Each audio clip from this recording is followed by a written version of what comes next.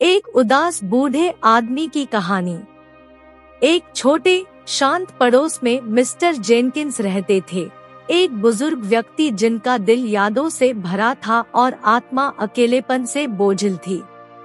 एक समय उनका एक परिवार, एक पत्नी और बच्चे थे जो उनके जीवन में खुशियां लाते थे, लेकिन समय के साथ उन्होंने उन्हें छीन लिया, जिससे वह खाली और अकेला महसूस करने लगे। हर दिन मिस्टर जेनकिंस अपने साधारण घर की खिड़की के पास बैठकर बाहर की दुनिया को देखते रहते थे। उसने पास से गुजरते परिवारों, पार्क में खेलते बच्चों और हाथों में हाथ डाले टहलते जोड़ों को देखा। जब वह उनकी खुशी पर मुस्कुराता था, तो अकेलेपन की एक पीड़ा उसके दिल को कचोटती थी, जो उसे अपने जीवन में खालीपन की याद दिलाती थी।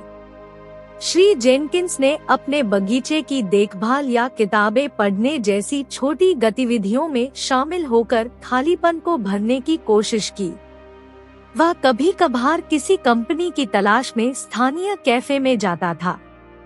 हालांकि हलचल भरे कैफे ने उसके अकेलेपन को और बढ़ा दिया, क्योंकि वह हंसी मजाक और सौहार्द के बीच एक अजनबी के रूप में वहां बैठा था। एक दिन उसकी मुलाकात टिम्मी नाम के एक युवा लड़के से हुई, जो पड़ोस में रहता था।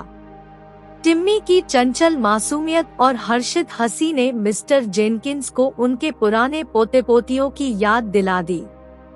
बूढ़े आदमी और युवा लड़के के बीच एक अप्रत्याशित दोस्ती पनपी और एक संक्षिप्त क्षण के लिए श्री जेनकिंस को खुशी की झलक महसूस हुई।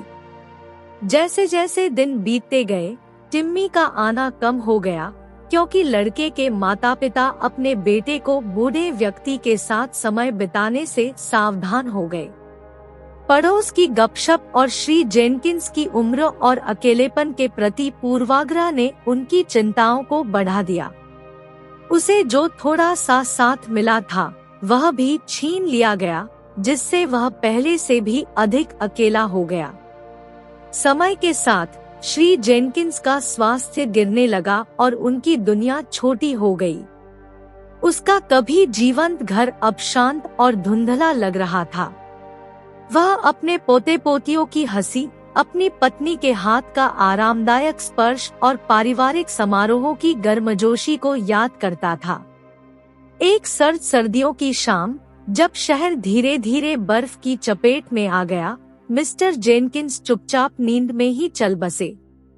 उनके निधन की खबर आस पड़ोस में फैल गई और लोगों को दुख और ग्लानि का मिश्रित अनुभव हुआ। उन्हें एहसास हुआ कि उनके पूर्वाग्रह और उदासीनता ने उनके अकेलेपन में योगदान दिया था।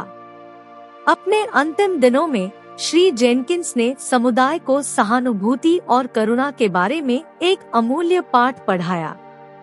वे समझने लगे कि एक बूढ़े व्यक्ति के बाहरी स्वरूप के नीचे कभी प्यार, सपनों और आकांक्षाओं से भरा एक जीवंत जीवन रहा था।